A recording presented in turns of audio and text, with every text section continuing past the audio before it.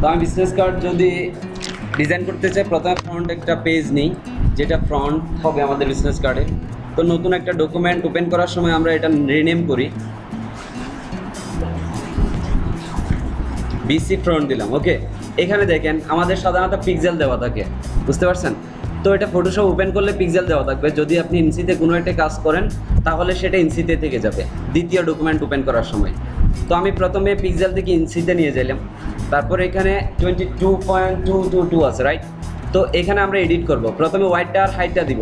তো এখানে আমি একটু টেকনিক অবলম্বন করব, সেটা হচ্ছে আমাদের যেহেতু বিজনেস কার্ড ডিজাইন করার সময় প্রথমে একটা ব্লিড রাখতে হয়, তারপর ব্লিডের ভিতরে আরেকটা এরিয়া রাখতে হয় যাতে আমাদের ডিজাইনটা এজের সাথে লেগে না যায়। তো আমরা প্রথমে এজের সাথে এইটা থেকে পরিত্রাণ পাওয়ার জন্য প্রথমে আমরা যেটা ভিতরে মূল ডিজাইনটা করব সেই সাইজটা আমি এখন এখানে নেব। তো প্রথমে সেটা হচ্ছে 3.25, রাইট? তো আমাদের মূল ডিজাইনটা হবে 3.5। তো আমি যদি 0.25 বাদ দিই তাহলে 3.25 হয় না, তো সেটা হবে ওয়াইড। তো হাইটটা কীরকম হবে তাহলে? 1.75। তাহলে রেজুলেশনটা আমি 300 রাখলাম। কালারটা আমরা CMYK করে দেবো, যেহেতু এটা আমরা প্রিন্টের জন্যই করবো কাজটা, রাইট? তারপর এখানে ব্যাকগ্রাউন্ডে আমরা হোয়াইট রাখি, আর কোনো কিছু পরিবর্তন না করে জাস্ট আমি যদি ক্লিক দিই তাহলে আমাদের একটা ডকুমেন্ট ওপেন হবে যেটা সাইজ হচ্ছে 3.25 বাই 1.75। তো আমরা এটাকে ব্লক করব হচ্ছে রুলারের মাধ্যমে। তো রুলারটা সাধারণত নাও থাকতে পারে, এখানে রুলার টিক চিহ্ন দেওয়া আছে ভিউতে গিয়ে, যার কারণে দেখাচ্ছিল এতক্ষণ। এখন যদি না থাকে তাহলে আপনারা প্রথমে ভিউতে যাবেন, ভিউতে যাওয়ার পর রুলারসে ক্লিক করবেন।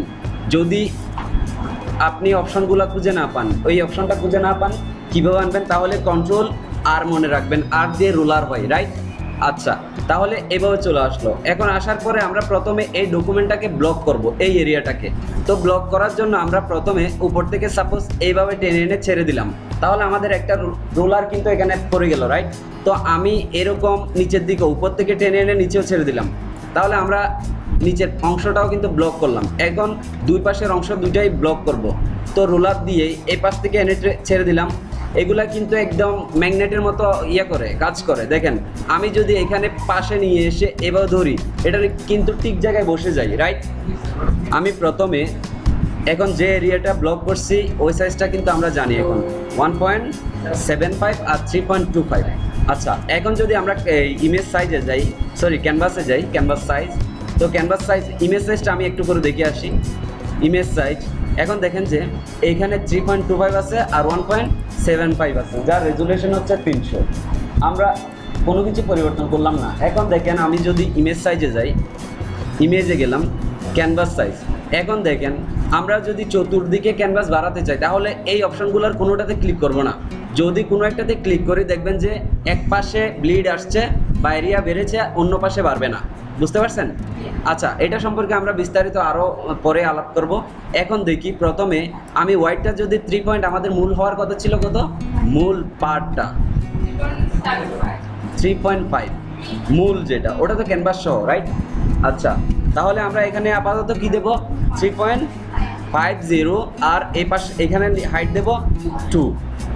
এরকম ভ্যালুটা বসানোর পর আমি কোনো কিছু পরিবর্তন না করে, এখানে যেহেতু আমাদের ব্যাকগ্রাউন্ডটা হোয়াইট রাখতে চাচ্ছি, এখানে আমি ক্যানভাস এক্সটেনশন কালারটা চেঞ্জ করব না, ঠিক আছে? এই অবস্থায় আমি ওকেতে প্রেস করব। ওকেতে যখন প্রেস করি দেখেন যে আমার চতুর্দিকে কিন্তু 0.25 বেড়ে গেল, রাইট? তো আমি এটাকে আরেকবার ব্লক করব। তো এটা ব্লক করার জন্য একইভাবে প্রথমে আমি যেভাবে করেছিলাম সেভাবে উপর থেকে এনে ছেড়ে দেব, আবার উপর থেকে এনে নিচে ছেড়ে দেব। ঠিক পাশ থেকেও একই কাজ আমি এই পাশেও করলাম। তো আমরা কত পর্যন্ত করলাম? এইটুকু। তো আমরা কি করলাম? ব্লিডটা বাড়িয়ে আমাদের মূল ডিজাইনের সমানটা নিয়ে নিলাম। এখানে হচ্ছে 3.5 আর 2, রাইট? এখন আমরা কি করব? এখন আমরা ব্লিড এরিয়া বাড়াবো, ঠিক আছে? ঠিক একইভাবে আমি প্রথমে ইমেজে যাই, ক্যানভাস সাইজ, এইখানে আমি দেখি, দেখেন আমাদের মূল ডিজাইনটা এখন 3.5 আছে আর 2 আছে, রাইট? তো এখন আমাদের যদি 0.25 বাড়াতে হয় তাহলে কীভাবে? এটার সাথে যোগ করে বসাতে হবে, রাইট? তো এখানে 50 যেহেতু আছে আমরা 75 করে দেবো। 50-এর সাথে 25 যোগ করলে 75 হয়, রাইট? হয়ে গেল। তো হাইটটাও ঠিক একইভাবে 2.25 দেব। আর কোনো বাটনে ক্লিক না করে আমি জাস্ট ওকে বাটনে প্রেস করি, হয়ে গেল।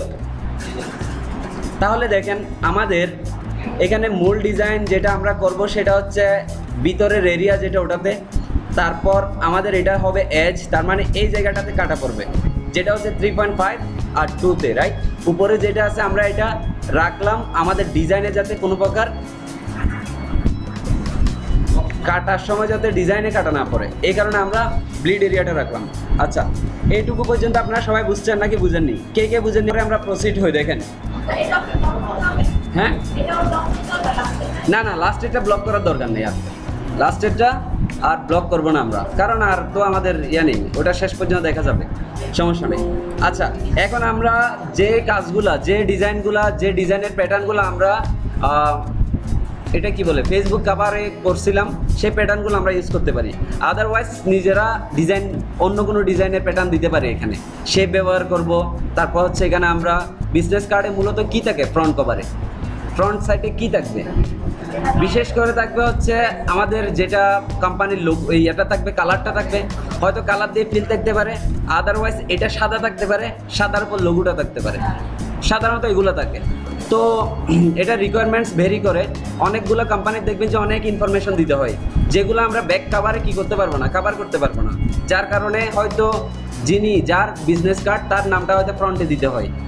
তো এইগুলো আমরা প্রয়োজন অনুসারে পরে করব। আপাতত আমরা যেটা করব সেটা হচ্ছে সাধারণত আমরা একটা ফ্রন্ট ডিজাইন করব, যেটাতে শুধুমাত্র আমরা রাখবো লোগো, আর কোনো কিছু রাখবো না আপাতত, ঠিক আছে। তো আমি প্রথমে এখানে বিভিন্ন ডিজাইনের শেপ ব্যবহার করতে পারি। তো প্রথমে আমি রেক্টেঙ্গেল টুলে যাই, রেক্টেঙ্গেল টুল থেকে আমি প্রথমে রেক্টেঙ্গেল টুলটাই সিলেক্ট করলাম, আর কোনো কিছু সিলেক্ট করিনি, দেখেন, ঠিক আছে। তো রেক্টেঙ্গেল টুলটা সিলেক্ট করার পরে আমি জাস্ট এটাকে ব্লক করব। তো আপনি মনে করবেন না যে এই অ্যাস থেকেই মনে হয় ধরতে হবে, এরকম না, আপনি যেখান থেকে ইচ্ছা সেভাবে জাস্ট আপনার মূল এরিয়াটা যাতে কি হয়, ওভারল্যাপ হয়, রাইট, মূল এরিয়াটা যাতে কভার হয়। তো আমি প্রথমে এটাতে একটা কালার দেব। তো আমি ওই দিন কালার সম্পর্কে বিস্তারিত আপনাদেরকে বলছিলাম, কিভাবে নেট থেকে কালার নিয়ে আসবেন যদি নিজেরা কালার পছন্দ করলে সেটা ভালো না লাগে। তো আমি সেই কাজটা আজকেও করি, রিপিট করি। সাপোজ আমি এখানে লোগো লিখে সার্চ দিলাম, অথবা আমরা এখানে লোগো লিখে সার্চ না দিয়ে আজকে নতুন আরেকটা কাজ শিখি, সেটা হচ্ছে আমরা গুগলে যাই, গুগলে লিখবো যে হচ্ছে ফ্ল্যাট কালার। ফ্ল্যাট কালার যখন আমি সার্চ দিলাম তখন আমাদের ফ্ল্যাট ইউআই কালার্স নামের যেটা ওয়েবসাইট আসছে, আমরা সেটাতে ঢুকবো। তো আমি ক্লিক দিলাম, তো দেখেন যে আমাদের কালারের ইয়েটা চলে আসছে, রাইট, এটা হচ্ছে ফ্ল্যাট কালার। তো আমরা এইখানে কোনো একটাতে যদি আমি ক্লিক দিই, জাস্ট আমার কালারটা কপি হয়ে যাবে। তো কালারটা কি কপি হবে, কোড কপি হবে, রাইট। তো এখানে যদি আমি সাপোজ এটাতে ক্লিক দিই, আমার এই কালারের কোডটা কপি হয়ে যাবে, এটা আমি ফটোশপে ব্যবহার করতে পারবো। তো যদি আমাদের দেখি যে ইমেজ থেকে হয়তো আবার ইমেজ আনলাম, ওটা কালারটা নিতে হয় ফোরগ্রাউন্ডে ব্যাকগ্রাউন্ডে, ঠিক আছে না, তারপর ওখানে আবার পেস্ট করতে হয়, অনেক ঝামেলা। তো আমরা ফ্ল্যাট কালার বিভিন্ন কালার ওয়েবসাইট যেগুলো আছে ওগুলো আমরা আস্তে আস্তে ইউজ করব। তো আপাতত আজকে যেহেতু মানে কালার নিয়ে প্রথম দিন, সেহেতু আমরা একটাই দেখাইলাম, বেসিক যেটা খুব সহজ। তো আমি সাপোজ আমার ডিজাইনে কোন কালারটা ইউজ করব, সাপোজ আমি এখান থেকে ব্লু টাইপের কালারটা ইউজ করতে পারি, রাইট। এই দুইটা কিন্তু দুই রকম ব্লু, একটা একটু লাইট আর একটা একটু ডার্ক, রাইট। এখানে দেখেন এটা একটু লাইট, এটা একটু ডার্ক, সবগুলো এরকম কম্বিনেশনের। তাহলে আমি যদি এইটার সাথে এই কালারটা ইউজ করি তাহলে আমাদের ডিজাইনটা খারাপ লাগবে না, রাইট। তো আমি প্রথমে এই ব্লু কালারটা কপি করলাম, কপিতে ক্লিক করলাম, এটা হয়ে গেল। হয়ে যাওয়ার পরে আমি ফটোশপে ব্যাক করি, এইখানে আসার পরে তাহলে আমাদের শেপ, এই যেটা রেক্টেঙ্গেল টুলের নিয়ে আমরা যে শেপটা ড্র করছিলাম সেটার কালার চেঞ্জ করব। তো আপনারা দেখেন যে অনেক সময় রেক্টেঙ্গেল টুল নিয়ে আপনারা শেপ ড্র করেন, বাট এটার কালার চেঞ্জ করতে পারেন না। তো যারা এই সমস্যাটা ফেস করেন তারা ভালোভাবে দেখেন, এইখানে যখন এই লেয়ারটা সিলেক্ট থাকা অবস্থায় এটা রেক্টেঙ্গেল, আমি এটার নাম দিলাম প্রথমে, রিনেম করি শেপ। আচ্ছা, এরপর আমি কিভাবে কালার চেঞ্জ করব, কালার চেঞ্জ করার জন্য এখানে যে আইকনটা দেখতে পাচ্ছেন, আমি যেখানে মাউস পয়েন্টটা নিয়েছি এটাতে যদি আমি ডাবল ক্লিক দিই তাহলে আমাদের কালারের এই উইন্ডোটা চলে আসবে, রাইট। এরপর এখানে দেখেন যে নিচে একটা কোড বসানোর সিস্টেম আছে। তো আমি কন্ট্রোল বি দিয়ে পেস্ট করে দেব। যদি কন্ট্রোল বি দিয়ে পেস্ট করি, দেখেন যে আমি যে কালারটা ওখান থেকে কপি করছিলাম, একবার ক্লিক দিয়ে মাউসের লেফট বাটনটা ক্লিক দেওয়ার সাথে সাথে কিন্তু কপি হয়েছিল ওখানে, রাইট। এখানে আনি শুধুমাত্র কন্ট্রোল বি দিয়ে পেস্ট করলাম, পেস্ট করার পরে এখানে দেখেন যে আমাদের হ্যাশটা কিন্তু ফটোশপের ডিফল্ট থাকে, বাট এখানে হ্যাশ শুদ্ধ চলে আসছে, রাইট? তো আমি হ্যাশটা কিন্তু এখান থেকে বাদ দিয়ে দিলাম, শুধুমাত্র হ্যাশটা বাদ দিলাম। এখন যদি আমি ওকেতে প্রেস করি তাহলে আমাদের কালারটা অ্যাপ্লাই হয়ে গেল। এখন আমরা শুধুমাত্র কি করলাম, হ্যাঁ হ্যাঁ হ্যাঁ কালার সেম আছে, দেখেন না, এই যে কালার সেম। ওকে, এরপর আমি কি করব, যদি আমি এটাতে গ্রেডিয়েন্ট দিতে চাই তাহলে আমরা সেটাও দিতে পারবো, আর যদি গ্রেডিয়েন্ট না দিতে চাই তাহলে কোনো প্রবলেম নেই। আমি আপাতত গ্রেডিয়েন্ট দিলাম না। এই অবস্থা আমাদের ডিজাইনটা এইটুকু হলো। এখন দেখেন আমি নতুন আরেকটা লেয়ার নিই, নতুন আরেকটা লেয়ার নিতে পারি। আদারওয়াইজ যেহেতু আমরা শেপ ক্রিয়েট করার চেষ্টা করতেছি সেহেতু আমাদের কন্ট্রোল জেড দিয়ে ব্যাক করি, আমি আবার রেক্ট্যাঙ্গেল টুল নিলাম। যদি আমি রেক্ট্যাঙ্গেল টুল নিই তাহলে আমি রেক্ট্যাঙ্গেল টুল দিয়ে যদি এইভাবে ড্রাগ করার চেষ্টা করি, দেখেন যে নতুন আরেকটা আমাদের কি হবে, শেপ তৈরি হয়ে যাবে। নতুন আরেকটা কি হলো, শেপ তৈরি হলো। এবং সেটা আমরা পার্থক্য বুঝতে পারতেছি না, কারণ দুটোর কালারই কিন্তু আমাদের এখানে সেম, বুঝতে পারছেন?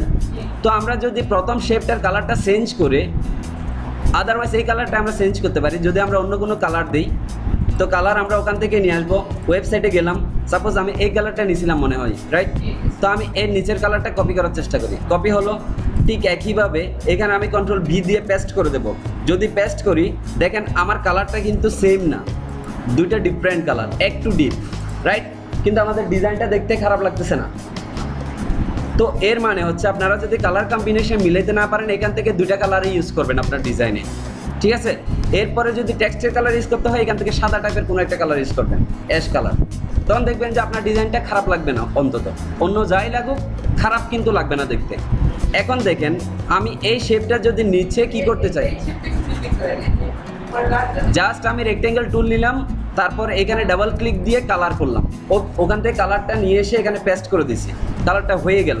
আচ্ছা, এই শেপটা যদি আমি নিচেও ইউজ করতে চাই একই শেপটা, তো আমি প্রথমে এটাকে ডুপ্লিকেট করতে হবে। তো যেভাবে করা যায় আমি সেভাবে করব, কন্ট্রোল জে দিয়ে ডুপ্লিকেট করলাম। করার পরে কোনো পার্থক্য দেখতে পাচ্ছি না, আমি জাস্ট মাউস ধরে এখানে নিচে নিয়ে আসবো। তো মাউস দিয়ে নিয়ে আসার সময় দেখেন যে আমি যদি এখানে এনে বসাই হয়তো আমার এরকম হয়ে যাবে, এরকম হয়ে যাবে, ঠিক আছে?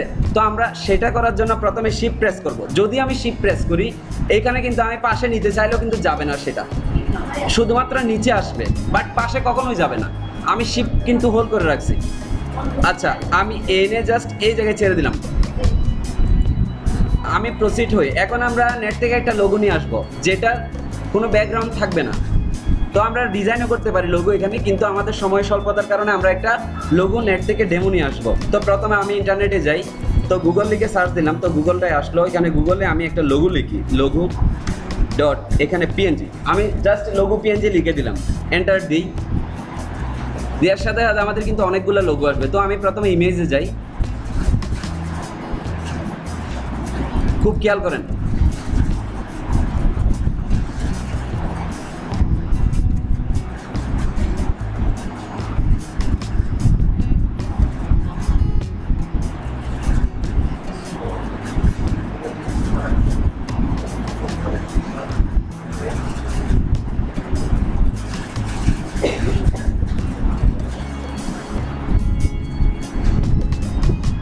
আচ্ছা, যেহেতু আমাদের এইটা লোড হতে সময় লাগছে সেহেতু আমাদের ফাইলে কিছু আছে কিনা দেখি আমাদের ড্রাইভে। তো আমি এখানে ঢুকে দেখি কোনো একটাতে লোগো আছে কিনা, A56785। আচ্ছা, আমাদের এই লোগোটা আমরা নিয়ে আসবো, যেহেতু আমাদের এই লোগোটা এখানে আছে, রাইট? তো আমি এখান থেকে জাস্ট ড্র্যাগ করে ফটোশপে আনলাম, ফটোশপটা ওপেন হলো, মাঝখানে এনে ছেড়ে দিলাম। তো আমাদের লোগোটা কিন্তু চলে আসছে, ঠিক আছে? তো আমাদের লোগোটা এখানে চলে আসছে। চলে আসার পরে একটা অটোমেটিক সাইজ নিয়ে নিছে, বাট এখানে দেখেন যে একটু মানে এজগুলো ভালো দেখাচ্ছে না। এর কারণ হচ্ছে আমরা এখানে এটা অ্যাক্টিভ করিনি। যদি অ্যাক্টিভ করি দেখেন এটা ঠিক হয়ে গেছে, রাইট? তো আমি এটা কন্ট্রোল টি দিয়ে কন্ট্রোল করব। কন্ট্রোল টি যদি দিই এই লেয়ারে সিলেক্ট, লোগো লেয়ার সিলেক্ট করার সাথে সাথে কন্ট্রোল টি যদি দিই আমি এটাকে রিসাইজ করতে পারবো। তো আমি রিসাইজ করে আমাদের পছন্দ মতো একটা সাইজ এখানে স্কেল করে দিয়ে দিব, ঠিক আছে? এরপর আমি যদি চাই যে আমার এই ডিজাইনের সাথে একটু কি রাখবো, মিল রাখবো এই লোগোটার, তো মিল রাখার জন্য আমি এই লোগোটাকে কি করতে হবে, একটু কালার চেঞ্জ করতে হবে। তো কালার চেঞ্জ করার জন্য যদি আমি দিই যে এখানে এই কালারটা ঠিক আছে প্রায়, তো আমি যদি সাদা কালার, এখানে সাদা যেগুলো আছে আদারওয়াইজ আমি পুরো লোগোটাকে কি করে দেবো, ব্ল্যাক করে দেবো, সরি হোয়াইট করে দেবো। তো আমি সম্পূর্ণ লোগোটা সিলেক্ট করার জন্য কন্ট্রোলটা প্রেস করলাম, তারপর এইখানে যে স্পেসটা আছে ওখানে একটা ক্লিক দিলাম লেফট বাটন দিয়ে, তখন কিন্তু আমাদের সিলেকশন তৈরি হলো। এখন যদি আমার এইটাতে যদি কালার অ্যাপ্লাই করতে যাই, তাহলে আমি এখান থেকে ফোরগ্রাউন্ডে গেলাম, সাদাটা সিলেক্ট করলাম, অল্টার ব্যাক স্পেস দিলাম, দেওয়ার সাথে সাথে আমার কালারটা কিন্তু হয়ে গেল। এরপর আমি যদি কন্ট্রোল এস দিই তাহলে কিন্তু আমার এটা সেভ হয়ে গেল। এটা হচ্ছে স্মার্ট অবজেক্টের সিস্টেম, আমরা যেটা করেছিলাম গত ক্লাসে। আচ্ছা, এরপর আমি যদি মূল ডিজাইনে আসি, তাহলে দেখেন যে আমার ওই ডিজাইনটা সাদা কালারের হয়ে গেল। তাহলে আমাদের এই পর্যন্ত কি কাজ শেষ প্রায়, তাই না? তো আমরা এখানে কিছু স্পেশাল ইফেক্ট অ্যাড করার চেষ্টা করব, যেগুলো আমরা শিখেছি ব্লেন্ডিং অপশন অথবা লেয়ার স্টাইলে, রাইট? আচ্ছা, তো আমরা এখানে কি করতে পারি? অনেক কিছু করতে পারি চাইলে। সাপোজ আমাদের এখানে যে দুইটা শেপ আছে, আমরা এখানে চাইলে টেক্সচার অ্যাড করতে পারি, অথবা আমাদের যে মূল মাঝখানে যে অংশটা আছে ওটাতে আমরা টেক্সচার অ্যাড করতে পারি। তো আমরা এখানে মাঝখানে না করে যে দুইটা শেপ আছে ওখানেই করি। তো আমি যদি প্রথমে নিচের বা উপরেরটা সিলেক্ট করি, তাহলে লেয়ারটা সিলেক্ট হলো, এটা হচ্ছে লেয়ার 1, সরি রেক্টেঙ্গেল 1। তো আমি এখানে লিখবো যে হচ্ছে টপ। টপ মানে বুঝবো যে এখানে উপরের শেপটাই সিলেক্ট হলো। এরপর আমি এটাতে ক্লিক দিলাম, এটা কি দিব? বুটম। আচ্ছা, আমি টপটাই সিলেক্ট করলাম। সিলেক্ট করার পরে এখন আমি নেটে যাই। নেট থেকে আমি কি করতে পারি? এখানে আমাদের নেটের খুব অবস্থা খারাপ। এরপর আমি দেখি টেক্সচার লিখবো, টেক্সচার লিখে সার্চ দিলাম, আর কোনো কিছু করলাম না, ইমেজে যাই।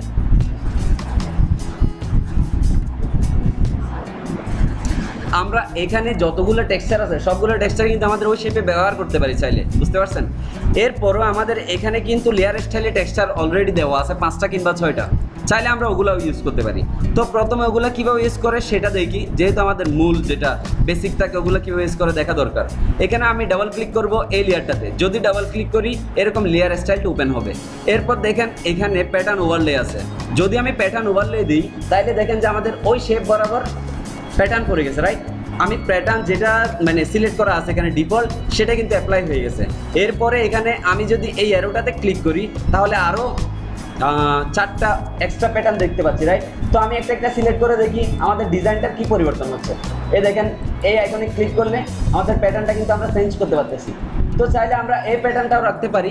তো আমি দেখাবো কীভাবে কাস্টম আপনি প্যাটার্ন ব্যবহার করবেন, এগুলো তো আপনারা জানেন। তো আমি এটাকে প্রথমে ক্যান্সেল করে দিলাম, তো আমাদের কোনো ইফেক্ট পড়লো না।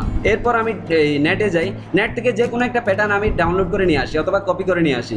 সাপোজ আমি এখান থেকে যদি চাই যে আমার এই প্যাটার্নটা দরকার, এই প্যাটার্নটা আমার ওই শেপটাতে ব্যবহার করব, এই ইমেজটা আমি কি করব? প্রথমে ডাউনলোড করব। তো এখানে ফুল ভিউ আমি করলাম, করার পরে আমি জাস্ট কপি করলাম। কপি করার পরে আমি কি করব? এখানে উপরে নিয়ে ছেড়ে দেব।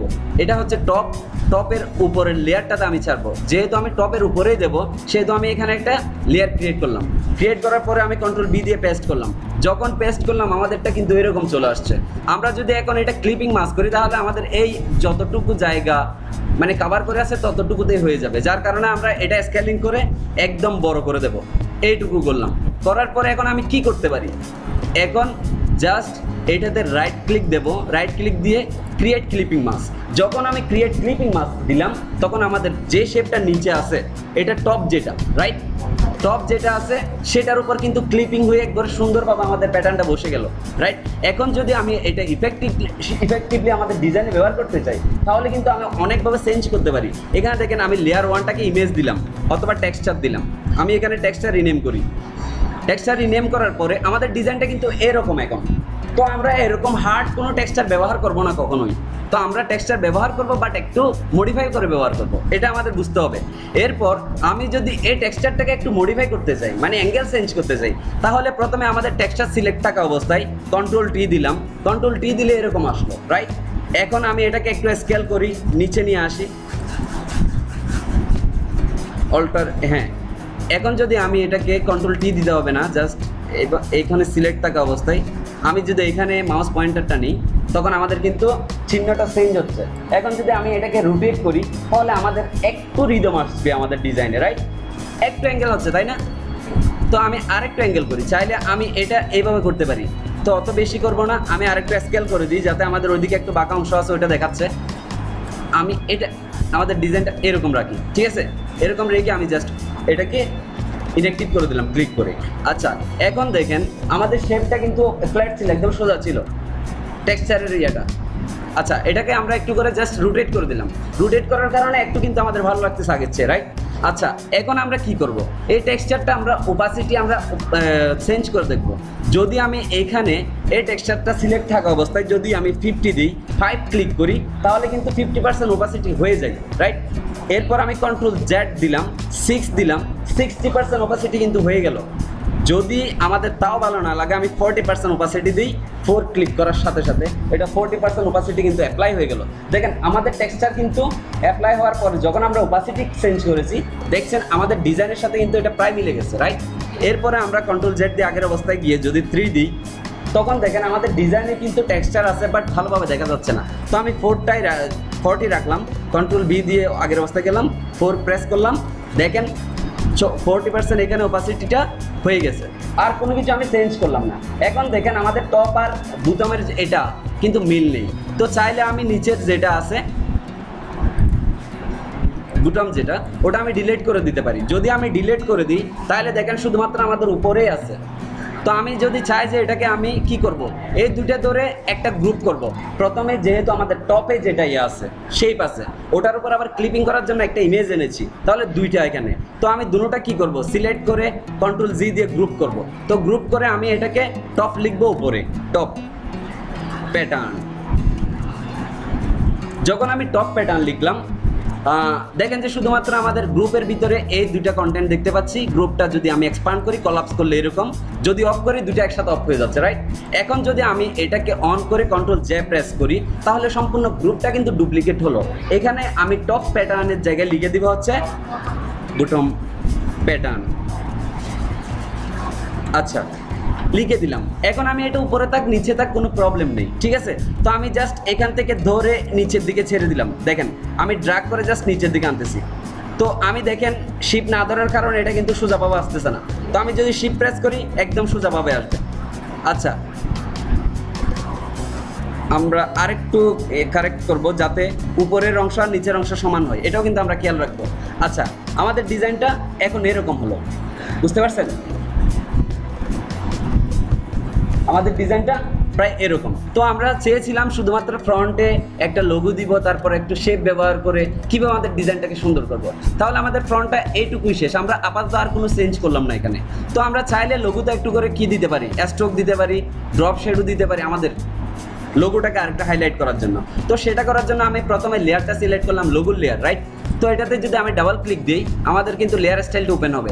তো লেয়ার স্টাইল থেকে যদি আমি এটাকে প্যাটার্ন দিতে চাই, তো সরি এখানে যদি আমি স্ট্রোক দিতে চাই, প্রথমে স্ট্রোকে ক্লিক করে আমাদের স্ট্রোকটা কিন্তু এরকম অ্যাপ্লাই হচ্ছে ডিফল্টভাবে। তো আমরা চাইলে স্ট্রোকটা কি করতে পারি, এখানে চাইলে এডিট করতে পারি, কিন্তু এখানে দেখতে খারাপ লাগতেছে না, এটাও যেটা অ্যাপ্লাই হয়েছে এটাও ভালো লাগতেছে, রাইট? আচ্ছা এখন চাইলে আমি এই স্ট্রোকটাকে এডিট করতে পারি। প্রথমে এখানে 13 আছে, আমি কমাই, এরকম হচ্ছে। তো আমাদের ভালো লাগতেছে কিনা দেখবো, যদি ভালো না লাগে কেটে দেবো। তো আমি প্রথমে কালারটা একটু চেঞ্জ করে দেখি। যদি কালারটা আমি এটা দিই, কোনো ভালো ইফেক্ট পাচ্ছি না, তার মানে আমরা এটা অ্যাপ্লাই করবো না। যদি ইফেক্ট না পাই জাস্ট অ্যাপ্লাই করবো না, সোজা কথা। এরপর দেখি আমি যদি একটু গ্লু করি, আউটার গ্লু, তাইলে দেখেন এটা একটু গ্লু হবে। আচ্ছা গ্লুটাও বাদ দিলাম, ভালো লাগতেছে না। আমি ড্রপ শেডো যাই, তো আমি ড্রপ শেডো একটু অ্যাপ্লাই করব যাতে একটু আলাদা মনে হয়। তো ড্রপ শেডোতে যখন আমি ক্লিক দিলাম, এখানে ডিফল্টভাবে যে ভ্যালুটা আছে ওটা কিন্তু অ্যাপ্লাই হয়ে গেছে অলরেডি। তো আমি এটাকে নিজের মতো করে একটু মডিফাই করব। প্রথমে আমি কি করতে পারি, এখান থেকে ওপাসিটি একটু কমাতে পারি।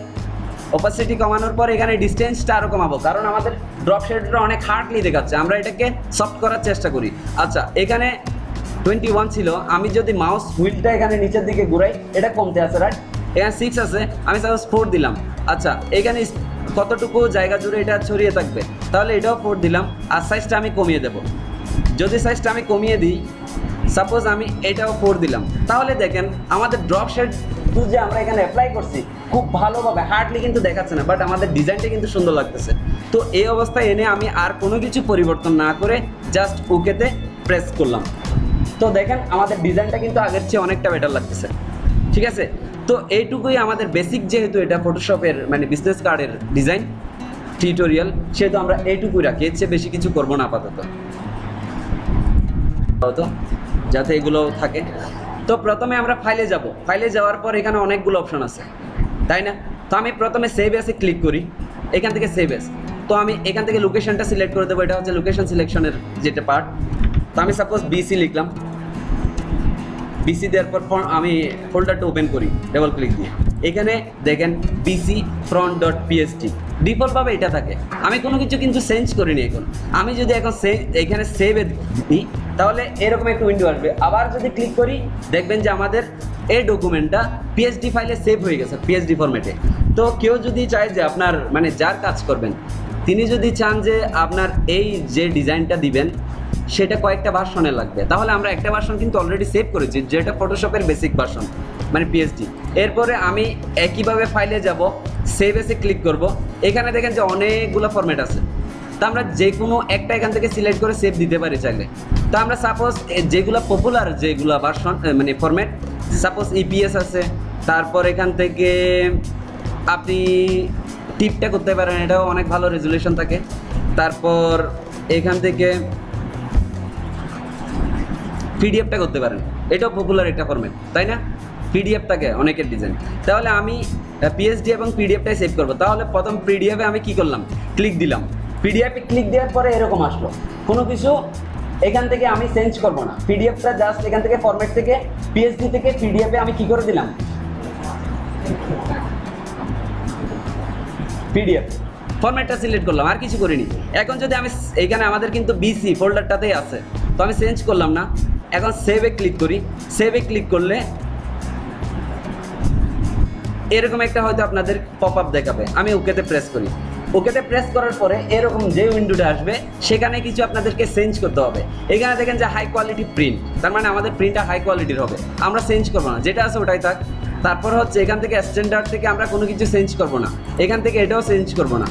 যদি দেখি যে আমাদের এই মানে যেটা দিয়ে প্রিন্ট করবে যে কম্পিউটার দিয়ে সেটার ভার্সন যদি মানে লোয়ার হয় তাহলে কিন্তু আমরা এখান থেকে অ্যাক্রোবেটের ইয়াটা মানে ভার্সনটা আমরা চেঞ্জ করে দিতে পারি চাইলে। আচ্ছা, এটা আপাতত চেঞ্জ করলাম না, যেটা আছে ওইটাই থাকুক।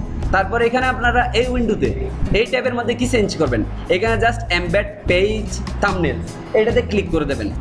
ঠিক আছে, কেন ক্লিক করছি সেটা আমি পরে আরেকদিন বিস্তারিত বলে দেবো, বাট এটা করে দেবেন, ঠিক আছে, যাতে কোনো প্রবলেম না হয়। এরপর আমি কম্প্রেসে যাব, কম্প্রেসে যাওয়ার পরে এখানে আমরা উপরেরগুলোতে কোনো কিছু চেঞ্জ করলাম না, এখান থেকে আমরা ডু নট ডাউন স্যাম্পল এটাতে ক্লিক করে দেবো। কেন করতেছি সেটা পরে বলবো, ঠিক আছে? আপাতত এটা সিলেক্ট করে দেবেন। কি আমি পরিবর্তন করতেছি একটু মনে রাখেন, এটা করব। তারপর হচ্ছে সিকিউরিটি সামারি, আর কোনো কিছু পরিবর্তন করলাম না, ঠিক আছে? না করে আমি এটা সেভ প্রিসেট করে দিই। প্রিসেটটা সেভ যদি করতে চাই করতে পারবো। আচ্ছা, করলাম না, আমি সেভ পিডিএফে ক্লিক করলাম, এরকম একটা উইন্ডো হয়তো আপনাদের দেখাবে। ডোন্ট শো এগেন দিয়ে ইয়েসে ক্লিক করে দেবেন। যদি ইয়েসে ক্লিক করে দিই তাহলে কিন্তু আমাদের দুইটা ফরম্যাট অলরেডি সেভ হয়ে গেছে।